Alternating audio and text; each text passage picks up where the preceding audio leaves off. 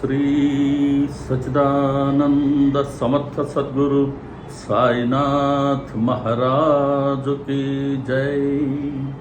गुरुमध्ये स्थितं विश्वं विश्वमध्ये स्थितो गुरुः गुरुर्विश्वं न चान्योऽस्ति तस्मै श्री गुरवे नमः तस्मै श्री गुरवे नमः। सदा निम्बवृक्षस्य मूलाधिवास सुधास्राविणं तीक्तमप्याप्रियन्तं तरुं कल्पवृक्षाधिकं साधयन्तं नमामीश्वरं सद्गुरुं साईनाथं नमामीश्वरं सद्गुरुं साईनाथं नमामीश्वरं सद्गुरुं సాయినాథం। సాయి కృపతో, సాయి ప్రేరణతో, సాయి సన్నిధిలో ఈరోజు మనం నిన్నటి కార్యక్రమాన్ని కంటిన్యూ చేసుకుంటూ నిన్న మనం సిద్దిక్ ఫాల్కే గారి ఎపిసోడ్ని చర్చించుకుంటూ ఉన్నాం. ఎపిసోడ్ 58లో రెండో పార్ట్ మనం దర్శించుకున్నాం సమర్థ సద్గురు ప్రోగ్రాంలో. 59వ ఎపిసోడ్ 2 పార్ట్లు, పార్ట్ 1 పార్ట్ 2 రెండు కూడా యూట్యూబ్లో లేవు. నేను సాయి టీవీని అడిగి చూశాను, అడిగితే వాళ్ళ దగ్గర కూడా అవి లభించలేదు. అందుకని ఆ 2 ఎపిసోడ్ అంటే ఆ 59వ ఎపిసోడ్ 2 పార్ట్స్ని నేను మళ్ళీ ఇప్పుడు రికార్డ్ చేసి నేను మీకు అది సమర్పిద్దామని ఈ చిన్న ప్రయత్నం. కాకుంటే స్టూడియోలో ఉన్నంత వీడియో కానీ ఆడియో కానీ క్వాలిటీ రాకపోతే కాస్త సర్దుకోండి. ఈ ఇబ్బందికి కొద్దిగా నేను చింతిస్తున్నాను, క్షమించాలి. సరే, నిన్నటి ఎపిసోడ్ కంటిన్యూషన్ ఏంటి అని అంటే, సిద్దిక్ ఫాల్కేని బాబా గారు 3 ప్రశ్నలు అడిగారు కదా. మొదటి ప్రశ్న అదేంటి అని నిన్న మనం చర్చించుకున్నాం. అంటే బావి ఉంది, బావి వెనకాల ఇరుకైన మార్గం ఉంది. ఆ మార్గంలోకి అతను వస్తాడా నన్ను కలుసుకునేందుకు అన్నారు బాబా గారు. అంటే ఆధ్యాత్మిక మార్గం చాలా ఇరుకైన మార్గం, అందులో చాలా శారీరక శ్రమ ఉంటుంది. ఎంతటి శ్రమ అంటే బాబా గారి మాటల్లోనే ఎముకలు పొల్లలైపోయేలాను రక్తం నీరులాగా అయిపోయేంతగా శ్రమ ఉంది. అంత శ్రమకు వచ్చి అతడు తన శరీరాన్ని నాకు సమర్పించేందుకు సిద్ధమా అని అడిగారు బాబా గారు. సాధకుడైనటువంటి సిద్దిక్ ఫాల్కే కూడా, అయ్యా నా శరీరాన్ని నేను ఎంతటి కష్టమైనా సరేనండి నేను బాబా గారికి సమర్పిస్తాను అని ఆయన కూడా తెలియచేస్తున్నారు బాబా గారికి. అది మొదటి ప్రశ్న. ఇక రెండవది, బాబా గారికి 4 దఫాలలో 40,000 రూపాయలు కావాలట. వాటిని నాకు ఆ ముసలి హాజీ ఇస్తాడా, వెళ్ళి అడుగు. బాబా గారికి 40,000 రూపాయలు కావాలంటండి. అది కూడా 4 దఫాలుగా. ప్రతిరోజు బాబా గారు తీసుకున్న దక్షిణలో పూర్తిగా కొంతమందికి నిత్యము పంచి, పాఠశాలలకి, దారిలో పోయే వాళ్ళకి, ప్రయాణికులకి అందరికి ఇచ్చేసి పక్క రోజు కోసం ఒక్క రూపాయిని కూడా నిలువ చేసుకోలేదు బాబా గారు. ఇది మనందరికి తెలిసిన సత్యం. మరి అటువంటి బాబా గారికి 40,000 రూపాయలు కావాలన్నా, కాబట్టి బాబా గారు కోరుతున్నది మన ప్రాపంచిక రూపాయలు కాదు. వారు మనకి ఇచ్చేది కూడా అటువంటి ప్రాపంచిక రూపాయలు కానే కాదు. కాకుంటే నీ సర్వస్వాన్ని నాకు సమర్పించేందుకు నీవు సిద్ధమా అన్నారు బాబా గారు. అంటే సద్గురువు పరీక్ష పెడుతున్నారు సిద్దిక్ ఫాల్కేకి. అంటే నువ్వు నా పట్ల శరణాగతి పొందేందుకు సిద్ధంగా ఉన్నావా? శరణాగతి అంటే మనందరికి తెలిసిందే. తన్ శరీరాన్ని, మన్ మనసును, ధన్ మన సర్వస్వాన్ని వాక్కుతో సహా సద్గురు శరణాల వద్ద సమర్పిస్తే అది శరణాగతి. కాబట్టి మొదటి ప్రశ్నలో శరీరాన్ని అడిగారు, తనువుని ఆయన ఇస్తానన్నారు. ఇప్పుడు ధనానికి పరీక్ష పెడుతున్నారు. నీ సర్వస్వాన్ని ఇచ్చేందుకు నువ్వు సిద్ధంగా ఉన్నావా అన్నారు బాబా గారు. సాధకుడైనటువంటి సిద్దిక్ ఫాల్కే కూడా అందులోని పరమార్థాన్ని గ్రహించి, అయ్యా 40,000 ఏంటి బాబా గారు కోరాలి, కానీ 40 లక్షలైనా ఇస్తాను. 40,000 అడిగారు, దానికి 10 సరే ఇస్తానయ్యా, నా సర్వస్వం బాబా గారికి సమర్పిస్తున్నా, నేను సిద్ధంగా ఉన్నా. కాబట్టి ధనాన్ని ఇచ్చేందుకు కూడా ఆయన సిద్ధంగా ఉన్నారు. ఇక్కడ పెద్దలు ఇంకొక భావాన్ని కూడా తెలియచేస్తారు. సాధారణంగా సచ్చరిత్రని మనం అధ్యయనం చేస్తూ ఉంటే, క్రమంగా సత్సంగాల్లో పాల్గొంటూ ఒక్కొక్క అధ్యాయం చదువుతున్నప్పుడు అంతకు మునుపు రాని సరికొత్త భావజాలాన్ని బాబాగారు మనకు అందిస్తారు. అది ఆయా భక్తుల మానసిక పరిపక్వతను బట్టి ఉంటుంది. నేను సత్సంగాల్లో ఒకసారి విన్నాను ఒక మంచి విశ్లేషణ దీనికి సంబంధించి.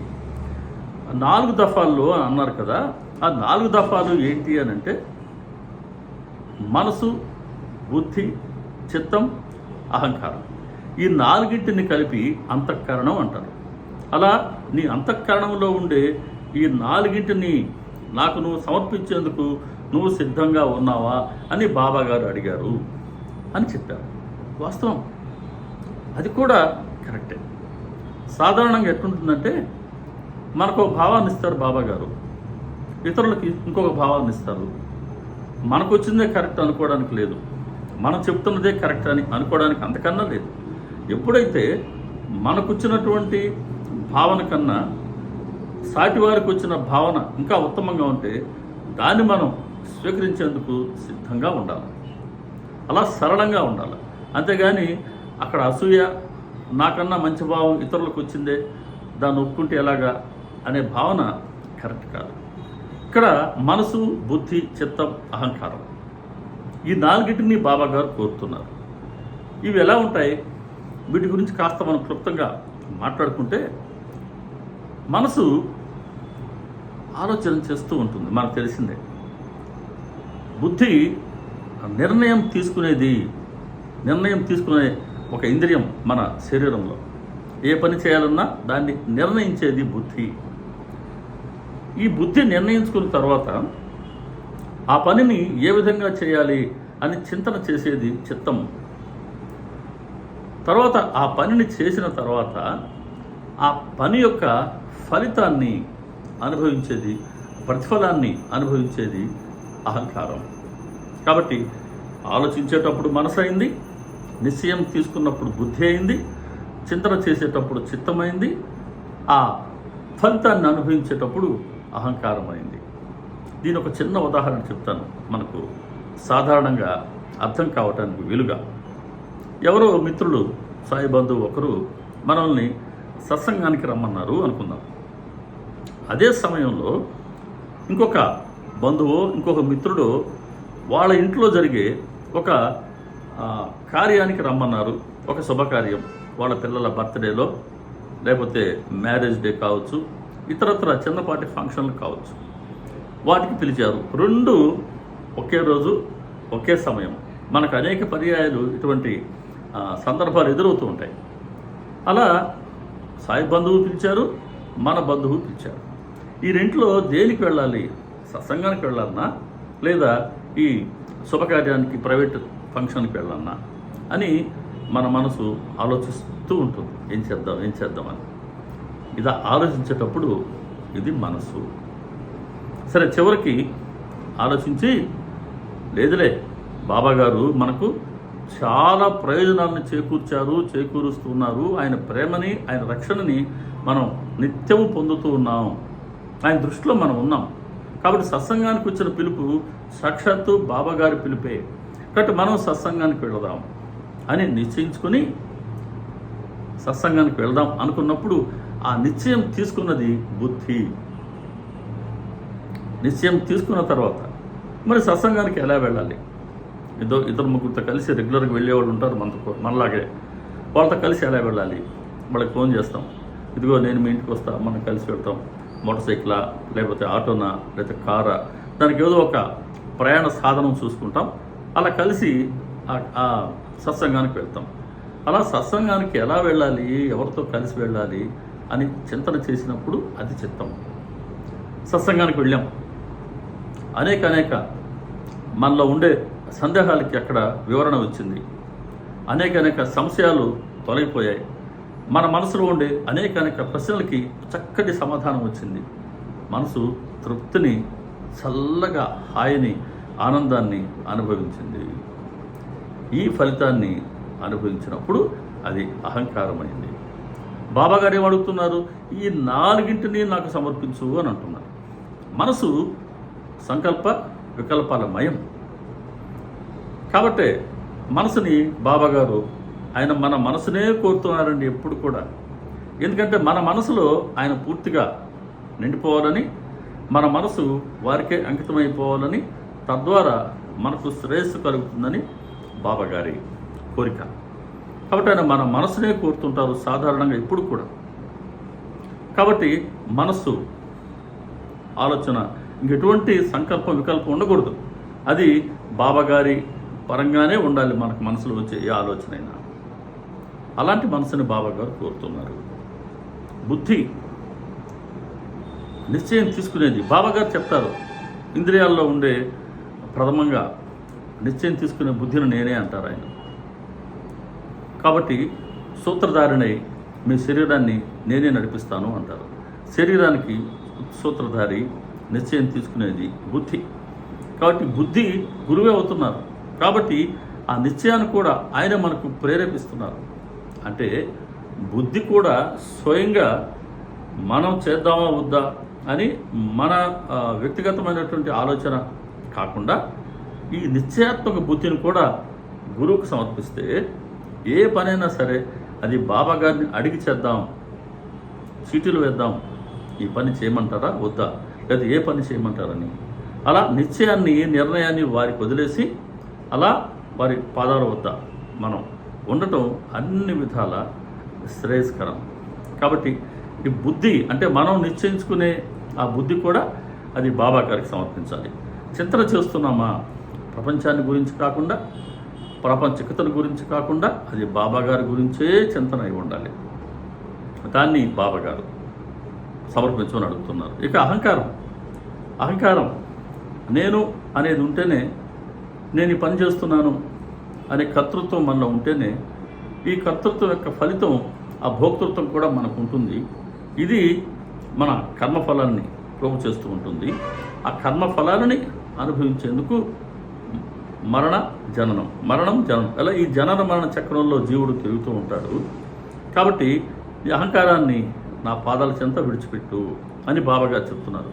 సరిగ్గా హేమంత్ పంత్ గారు 2వ అధ్యాయంలో బాబాగారి చరిత్రను రచించాలి అని సంకల్పం కలిగినప్పుడు బాబాగారి ప్రేరణతో శ్యామ ద్వారా బాబాగారిని అడిగారు. ఆయన శ్యామ చెప్పాడు, అయ్యా మీరు అనుమతిస్తే మీ చరిత్రను రచిస్తారండి అని. అప్పుడు బాబా చాలా స్పష్టంగా చెప్పారు, గ్రంథాన్ని అనుమతిస్తున్నా నా చరిత్రను రచించేందుకు.